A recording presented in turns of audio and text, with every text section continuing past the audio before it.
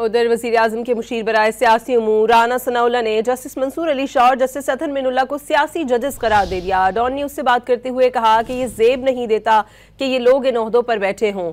इम्कान जाहिर किया कि सुप्रीम कोर्ट में ग्रुपिंग है, हो सकता है इस ग्रुप का कोई और जज भी इस्तीफा दे दे।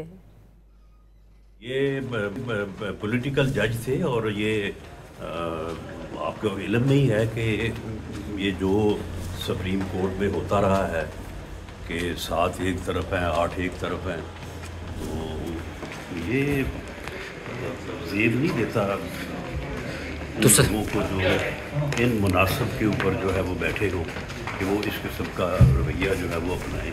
पार्लियामेंट ने जो है वो आइन को अमेंड किया है, तो पार्लियामेंट का ये इख्तियार है। जैसे ग्रुपिंग है वहाँ पे, तो हो सकता है कि उनके ग्रुप का कोई और आदमी जो है वो उनको फॉलो करे, लेकिन मेरा नहीं ख्याल कोई और करे। वज़ीर ममलिकत कानून और इंसाफ बैरिस्टर अकील मलिक ने सुप्रीम कोर्ट के जजेस के इस्तीफों पर तबसरा करते हुए कहा कि आईनी तरमीम पार्लियामेंट का इस्तेहकाक है, जजेस का इस्तीफा देना उनका अपना हक है। वाज़े किया कि अदालतें आइन और कानून के मुताबिक चलती हैं, किसी की मन मर्जी पर नहीं। ये भी कहा कि सदर पाकिस्तान का इस्तेहकाक है, इस्तीफे मंजूर हो जाएंगे।